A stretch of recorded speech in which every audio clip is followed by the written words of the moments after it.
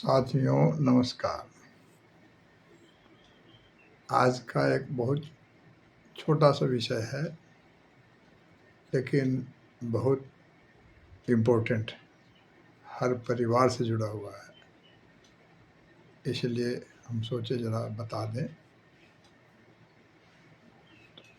Quotation ही इसको समझिए कि जो बच्चा अपने चाचा को चाय नहीं पिला सका या नहीं पिलाता, जो बच्चा पड़ोसी को पानी नहीं पिलाता,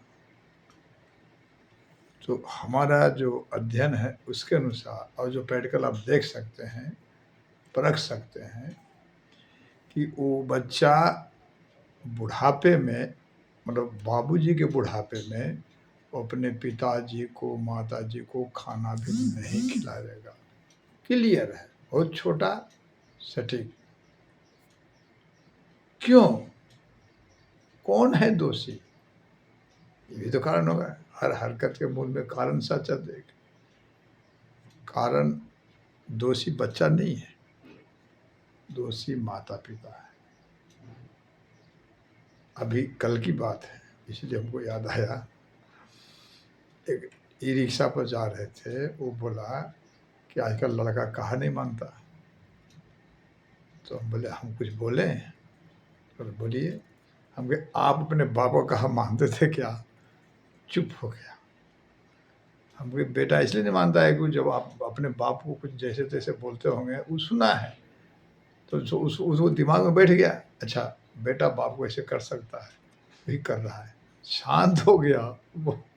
यहाँ तक कि पैसे जो उतरने तो कहता है काहे पैसा दीजिएगा? हम कहे नहीं ऐसा तो नहीं होगा। वो प्रैक्टिकल है, कल की बात बता रहे। दोषी, अब इसका देखिए रहस्य बताते हैं।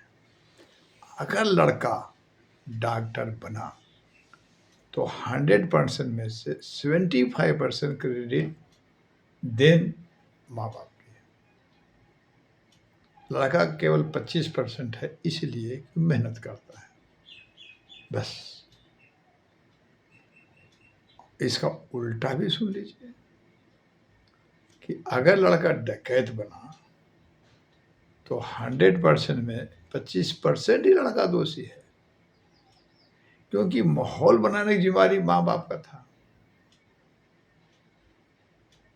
माँ बाप अब माहौल बनाने में सफल नहीं हुए तो बॉन्ड है बिगड़ना, बिगड़ रहा है, मतलब कोई अजूबा चीज नहीं हो रहा है। और इसके लिए क्या है, बहुत छोटा सा कारण, क्योंकि दुख है तो कारण है, निवारण है, मार्ग है। तो कारण तो ही हो गया। अब इसका कारण क्या है कि हम लोग परिवार में एक साथ बैठ करके खाना नहीं खाते। हम उस बुजुर्ग आदमी से पूछे, रिक्शा चालक से, कि आप बताओ कि आप और बेटा एक साथ बैठ करके कब खाए हो, बता सकते हो? तो बोले खाते ही नहीं। हम हो गया खत्म। पहले खेत अलग नहीं होता है, भाई भाई में जो बंटवारा भी होता है, पहले खेत अलग नहीं, पहले प्लेट अलग होता है, तब खेत अलग होता है। हम ऐसे नहीं बोल रहे हैं। जहाँ भाई में झगड़ा नहीं होगा, भतीजा को क्या हिम्मत है झगड़ा करने का? हम भी दो भाई हैं, हम अपने बता देते हैं। हम दो भाई, हमसे 10 साल बड़े हैं भैया। वो नवादा में रहते हैं, हम बुद्धगया में रहते हैं। ये बुद्ध मिशन के लिए बुद्धगया में रहते हैं। अभी भी कुछ दिन पहले रह करके आए हैं। तो जो खाने के लिए बैठते हैं या चाय के लिए बैठते हैं, तो दूसरे चाय आया, 2 कप आया, भाभी लाई या बहू लाई, रखी। जब तक भैया नहीं उठाते हैं चाय, तब तक हम छूते नहीं हैं चाय, कप भी नहीं छूते हैं। उसी तरह से खाना में जब भी हम लोग बैठते हैं, खाना दोनों का आ जाता है, खाने के पहले हम भैया भी नमन करते हैं, खाने को हम भी नमन करते हैं, इसलिए कि जो बना के दिया उनको धन्यवाद। दूसरी बात, नमन का एक और रहस्य है कि अगर आप खाने के पहले नमन कर दिए तो फिर कोई शिकायत करने का जरूरत नहीं है। कम है नमक, ज़्यादा है नमक, जला हुआ है कच्चा, नो कमेंट। इससे क्या है कि माइंड पर कंट्रोल हो जाता है, संयम डेवलप करता है। और हम लोग तो कुछ इजाज़त नहीं हुआ कि फटाफट बोल देते हैं, परिवार में बिगाड़ हो जाता है। उस ठीक है, उस समय झगड़ा नहीं होगा, लेकिन कुड़ तो पता है कुढ़पन तो दिमाग में आ जाता है। खाना जो बना रहे इतना जो भी बनाया मेहनत तो लगा है, उसमें बेकार हो जाता है, अगले बार से और गड़बड़ कर सकता है। मतलब पेट का एकदम छोटा-छोटा कीड़ा जान ले लेता है। ऐसे छोटा-छोटा मिस्टेक हम लोग को खानदान ले रहा है। इतना ही हमको बताना था कि इसलिए इसका सॉल्यूशन है, मार्ग यही है कि रात का भोजन एक साथ करो भाई। दिन में छोड़ दो, सुबह हड़बड़ है, दिन में गड़बड़ है। रात में तो भाई शाम को टाइम बना लीजिए अपना परिवार में। हम टाइम नहीं देंगे। आप अपना 8 से 9 के बीच में लगभग इंडिया में खाना खाते हैं। टाइम बना लीजिए 8, साढ़े 8, 9।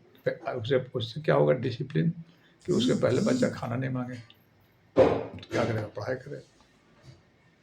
पहले खाना माँगे तो मम्मी बोल देगी, अभी टाइम नहीं हुआ है, पढ़ो, बनाएँगे टाइम पर। हो गया। महिलाओं को भी अलर्ट रहेगी, भई इसके पहले हमको बना के रखना है। पति पर भी कंट्रोल रहेगा, जो इधर-उधर गप-सप मार रहा है, तो उसको भी दिमाग रहेगा कि हमारे चलते सब इंतज़ार कर रहा होगा। लेकिन प्रैक्टिकल बात, लाइफ़ तो प्रैक्टिकल है ना, लाइफ़ थ्योरी नहीं है।